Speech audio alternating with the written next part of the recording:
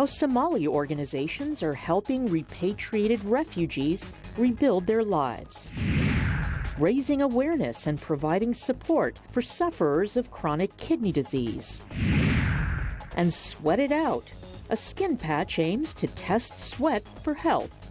Africa 54 starts right now.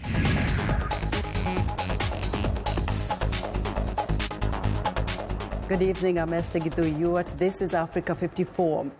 Now, 67 people are dead in eastern China Thursday following the collapse of a platform under construction at a power plant. Over 300 rescuers are searching for trapped workers at the plant's cooling tower in Flangcheng City in eastern China's Jiangxi province. More than 60 workers were reported at the site when the accident happened. Shares of Jiangxi Ganeng fell 3.7% Thursday before trading was suspended. Chinese Premier Li Keqiang has ordered an investigation, demanding that those responsible for the accident be held accountable.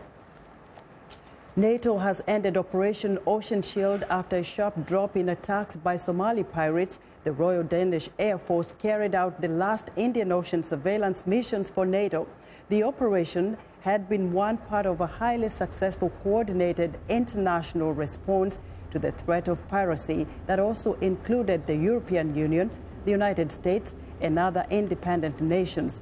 During its peak, piracy off the Horn of Africa and an economic impact of $7 billion, with more than 1,000 hostages taken. There hasn't been a successful piracy attack since 2012, down from more than 30 at the peak of 2010-2011. The NATO planes flew from the Seychelles. The commander of the Danish Air Force detachment that carried out the last mission emphasized that NATO can resume its anti-piracy efforts at any time, whether in the Somali Basin or the Atlantic Ocean. After more than a decade of NATO-led operation far beyond its borders, the military alliance is shifting its focus to deter Russia in the east following Moscow's 2014 annexation of Ukraine's Crimea Peninsula. Earlier this month, NATO broadened its operations in the Mediterranean to help the European Union stop criminals trafficking refugees from North Africa. As more refugees return to Somalia, authorities are concerned that lack of opportunity could make them vulnerable to recruitment by the militant group Al-Shabaab. To counter the threat, an international agency, the American Refugee Council, is offering training to young people to rebuild their lives. Muhammad Yusuf reports from the port city of Kismayo. A class in progress. Abdullahi Mohammed is learning how to fix a car engine. Mohammed, who doesn't want his face shown on camera, is one of the returnees from the Dadaab refugee camp in Kenya. He says he wants to leave refugee life behind. I hope that very soon I'll be able to be independent, help myself and other returnees. I want to leave the refugee status behind me and become independent. Dozens of students are learning skills to better their lives after years in the refugee camp, which the Kenyan government plans to close next year. Their training is sponsored by a private organization, the American Refugee Council. ARC works with different business owners in Kismayo to help provide training to the youth for at least 3 months. A short drive from this garage, another group of returnees is learning how to make window frames. Most of them have been here for 3 months. One of them, Shafi Ali, says he wants to help himself and others. When I complete my training at this center, I would like to have my own workshop and also to help by teaching the skills to the young people who are returning to the country from Dadaab. 34,000 Somalis have returned from Dadaab in recent months, with 18,000 coming to Kismayo. Many are struggling for lack of resources, and authorities fear Islamist militants will try to exploit the situation. Some of the youths who are returning are high school graduates. With the science knowledge they have, Al-Shabaab may take advantage of them and use them and teach them how to make explosives. Young people are vulnerable. If they are not provided with the skills, education, and materials they need to pursue their goals, then people will take advantage of them.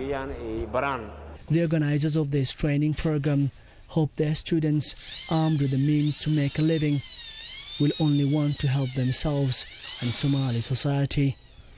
Mohammed Yusuf for VOA News, Kismayo, Somalia.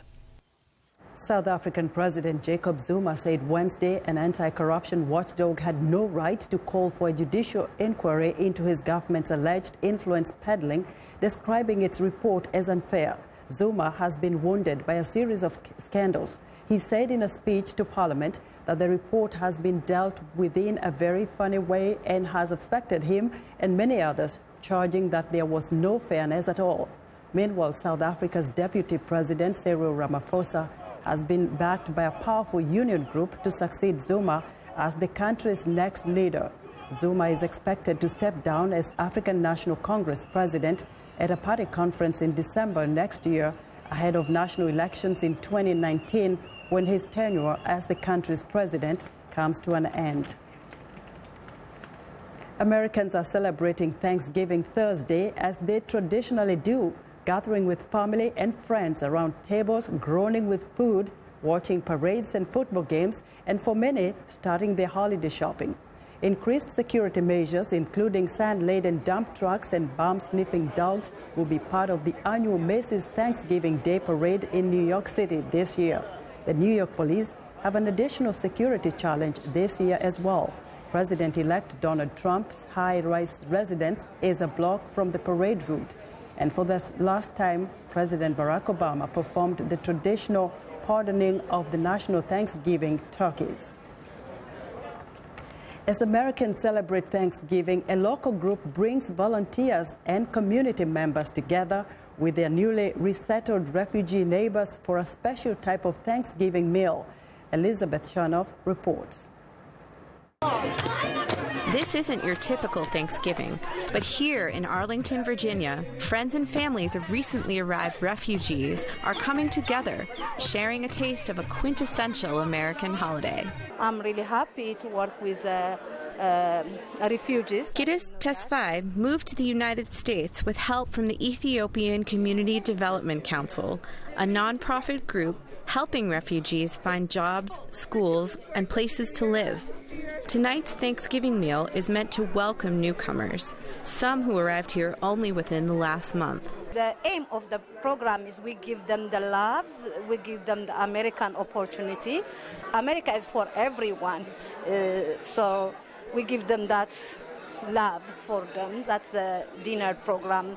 Coming together around the table, this Thanksgiving dinner is a multicultural buffet of sorts. I think this is my 5th or 6th Thanksgiving. Sadiq Ali Hedri, originally from Pakistan, is here with his 19-year-old daughter. Across the room, Chandra from Sri Lanka is all smiles. Very nice, very nice. So many people I see already, the different country people I see already, and different food I see already. You won't find political squabbling around these tables, only people enjoying good company and good food. When people share food, an extraordinary thing happens. All of a sudden people find out they have more in common than their differences. Embracing those differences, according to ECDC's director, is part of what has helped the program thrive over the past 30 years. Our role in refugee settlement is integrating them into the community. There is no better way of introducing Thanksgiving as part of the integration process. Together, these families, hopeful for the future, break bread as part of an American tradition. Elizabeth Chernoff, VOA News, Arlington, Virginia. Now, Africans in the U.S. are also joining in the American tradition of Thanksgiving. Joining me in the studio is Margaret Dureke, a native of Nigeria and a motivational speaker. Margaret, welcome to Africa 54. Thank you so much. You know, one of the most interesting things here is that, first of all, you've lived in the U.S. for quite a number of years and interacted with a lot of Africans here in the U.S. Mm-hmm. But how well have Africans here assimilated to the culture of the United States and celebrate Thanksgiving, this holiday? Thank you so much. I think I would start from my personal perspective. I think that the Thanksgiving concept, I think, is a great thing that America has done, because the great thing about it is that we're always thankful every day. But for the fact that this particular day is reserved, it means that it's the day everybody needs to come to the table, account for what their God has done for them and how they've come together, how far they've come within the year before. So I say that personally, I'm very thankful for what America has done. So for a lot of people, it's either on a personal level or as a group. So as Africans, most of the times is a time for accountability, looking to see how have I treated my brothers and my sisters. It's time for us to call our brother in New York or California to come together. So it's more than just the food, but it tells us why this is important to America. As a sojourner, we must learn what that means. So we now have the dual identity situation where we infuse our culture of communion with that of the Thanksgiving. So you can see people with the goosey soup mixed with the macaroni and cheese. Yes, and again, you know, the food is a big part of this celebration of Thanksgiving, specifically the turkey. Americans have their own traditional foods for this holiday. But how well do we as Africans in the diaspora understand the beginning of Thanksgiving and how to even prepare the meals that are traditionally served on Thanksgiving Day? The truth of the matter is, when I got information I was coming to do this show, I did my little research to talk to some of the community leaders that I work with.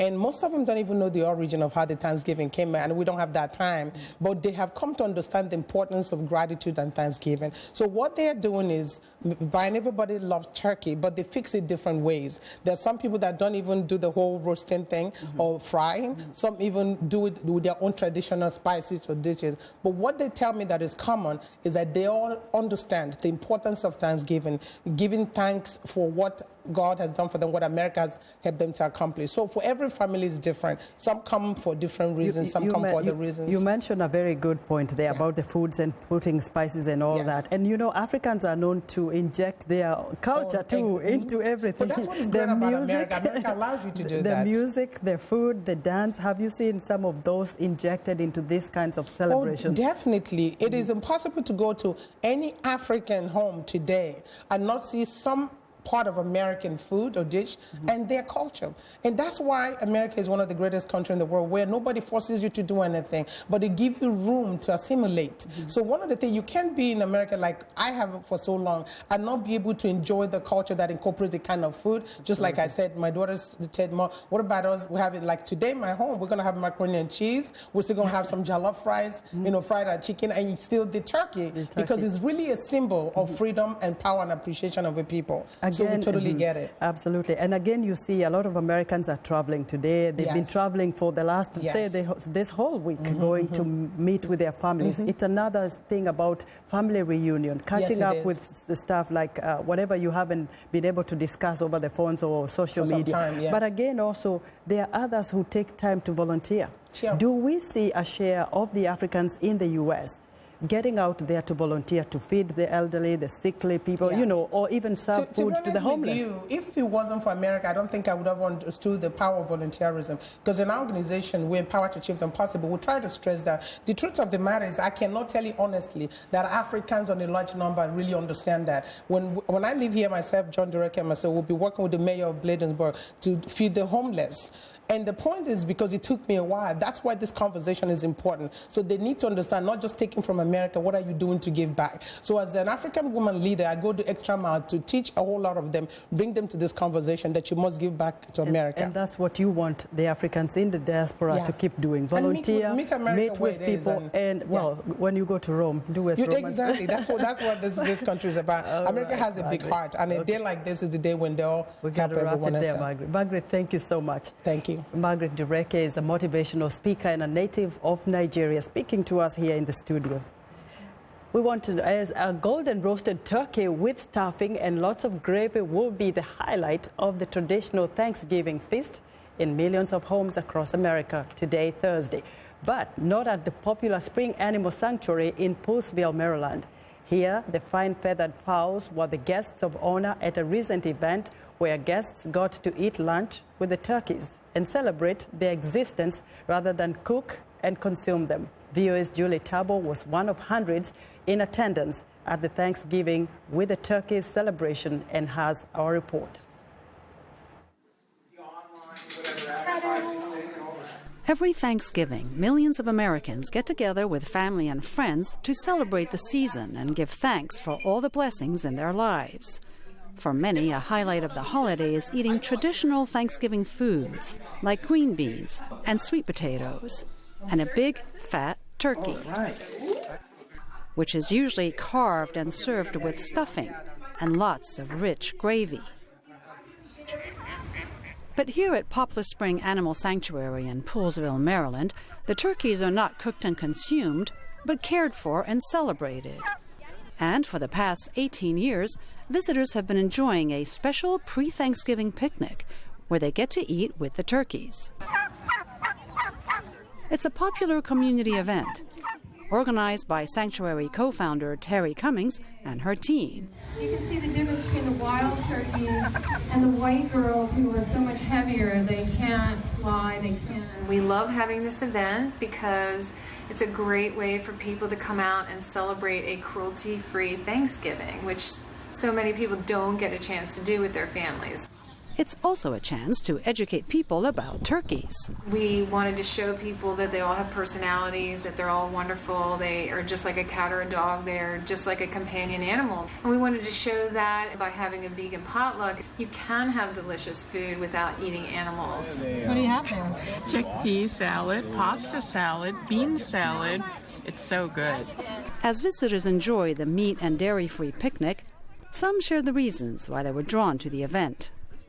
Well, we're here to support the sanctuary and enjoy great vegan food and sort of mingle with like-minded people. This is a really good reminder of where the food that's on my plate is coming from and to be more mindful about what I'm eating. I think having it at a sanctuary is just perfect because that's one of the biggest ideas behind being vegan is just compassion for all living creatures. I really like that we get to be around the turkeys and see them living and how adorable they are. The 174-hectare refuge is also home to about 200 other abused and abandoned farm animals. Oh my goodness, look at it! Including goats, geese, and lots of pigs. The friendly porkers were a huge hit with visitors who enjoyed petting them and tossing them pumpkins as a special treat. Cummings hopes that after their experience at the sanctuary, visitors who aren't already vegan will be inspired to think about starting a new tradition of mindful, cruelty-free living. Julie Tabo, VOA News, Poolesville, Maryland. We want to know what you think about Africa 54 and the stories we cover. Join the conversation on Facebook. The address is Africa 54 and check out our headlines 24/7 on voaafrica.com. Coming up, providing support in the battle against chronic kidney disease. Stay with us.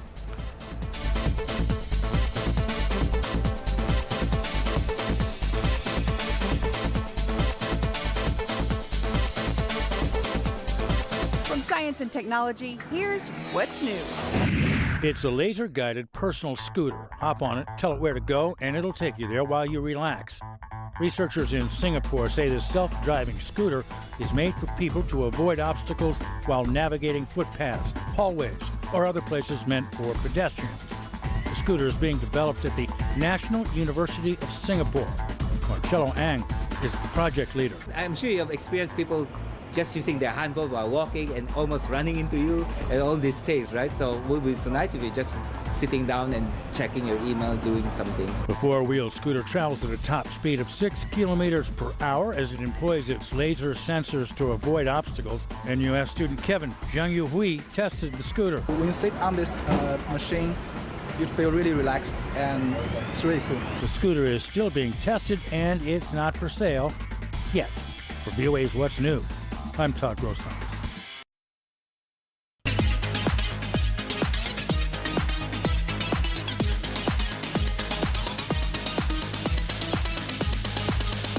Chronic kidney disease, also called chronic kidney failure, is the gradual loss of kidney function and can progress to an end-stage kidney failure, which is fatal without artificial filtering, dialysis, or kidney transplant.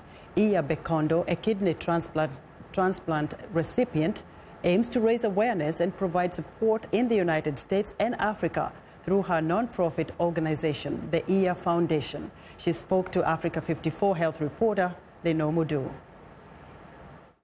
It's a chronic condition, of course, so it's something that you get to deal with for life. And so once on dialysis, it's painful. It can be torturous for a lot of people. You had to leave your country, Cameroon, to come to the United States to get better care. What can you tell us in terms of the challenges that patients go through in Africa? The challenges that I could say patients go through, it's limited resources. There's not a lot of dialysis machines, not a lot of patients are able to get the right amount of treatments that they need. And some patients cannot just afford it because it's expensive. Some countries have programs that the state has been able to subsidize treatment for them, but there are other elements that come to play, like managing their health as a whole besides dialysis. You started the EAR Foundation. Why was it important for you to establish this foundation? A lot of people don't pay attention to their kidneys, and your kidneys could go wrong in many different ways. I mean, it could be you not hydrating enough. It could be you neglecting a urinary tract infection. It could be you not managing your diabetes or your high blood pressure. So the EAR Foundation gives us this platform to be able to educate and inform people and remind them to be able to take care of themselves, as well as it also gives us that platform to be able to raise money to help patients that are in need and who cannot afford treatment. How much money are we talking about here? I could say for Cameroon, a treatment in Cameroon, a dialysis treatment in Cameroon is about 5,000 francs. It has been heavily subsidized by the government, but when we're talking about other elements that they need for them to be able to carry on healthy, it becomes very expensive. Now, when we're talking about transplants, post-transplant medications can be very, very expensive. And that's why in my situation, I had to raise a certain amount of money for them to be able to do the transplant on me, to guarantee that I'll be able to take the medications that I need post-transplant. I needed to raise $30,000 for them to be able to do the surgery on me. And right after transplant, we're spending about $7,000 a month on medicine. To go back to your foundation, how many people have you been able to reach out to? When it comes to awareness, we've reached out to hundreds and hundreds of thousands of people through our newsletters, our e-newsletters, and through our websites and social media platforms that we utilize. When it comes to finances, we launched our financial assistance program in the diaspora last year, where we're able to give money to 5 patients that were in need here in the United States. And this year we've approved so far 5 patients to be able to, benefit from this financial assistance program.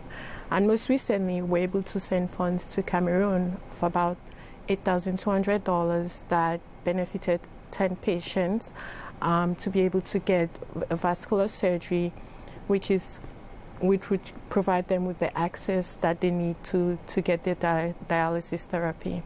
Now, your mother gave you a kidney. How is she doing? Because people have that perception that if you give an organ, you might not feel well. You might need it afterwards. She is doing amazing, thank God. She hasn't had any health issues that are caused by her being a kidney donor. Nothing related. I mean, she's had her own health issues on the side, but it has nothing to do with kidney failure or kidney disease or her being a donor. So you can live very well with just one kidney. It's time now for a short break. Still to come on Africa 54. Wearable Tech wants to see you sweat. We'll be right back.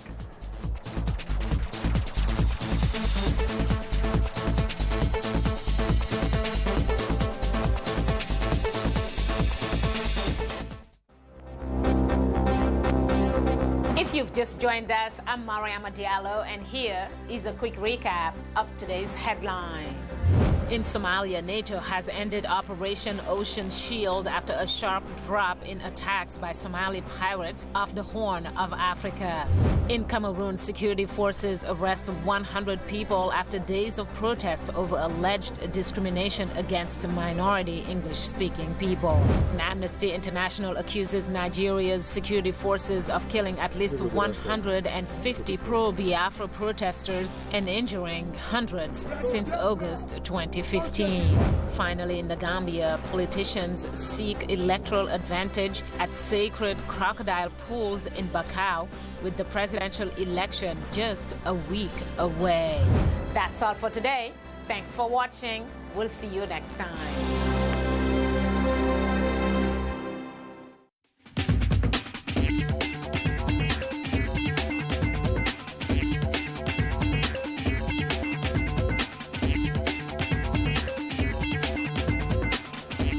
Welcome back to Africa 54. Here's what's trending. Scientists in the U.S. have developed a flexible microfluid device that easily sticks to the skin and measures sweat levels to show how the wearer's body is responding to exercise. The low-cost device can quickly analyze key elements such as lactate, pH, or glucose levels and let the user know if they should stop or change the activity. It could also, in future, help diagnose and monitor disease. The device measures less than a couple of centimeters across and has integrated electronics that do not need batteries and can connect wirelessly to a smartphone. Next up, could this contraption be the solution for scarce parking in densely populated areas? Car parkers in China's Chongqing municipality can stack up to 12 cars on top of each other on a parking lot just spacious enough for two with this purpose-built Ferris wheel. It is not just strong, it is also strong. The Ferris wheel sensors scans vehicles to decide which car goes where according to size allocation. It also allows reservation through mobile app booking and accommodates payment from in-car electronic cards. And finally, the Amazon jungle is one of the world's most sensitive ecosystems. It is also a powerful influence on the intake of carbon. It's along these waterways that you will eventually come to the Amazon Tall Tower Observatory. The equipment will collect data about greenhouse gases, aerosol particles, cloud properties, boundary layer processes, and the transport of air masses every day. By analyzing this data, scientists will gain knowledge about the importance of the rainforest for the atmosphere's chemistry and physics. It is expected the tower will be fully operative at the beginning of 2017, and that's what's trending today. And that's our show for today. Be sure to watch Africa 54 on our website at voaafrica.com. For more news, tune in to VOA's evening radio show, African News Tonight, at 1800 UTC. And in the mornings to Daybreak Africa between 0300 and 0600 UTC Monday through Friday. Thanks for watching and good night from Washington.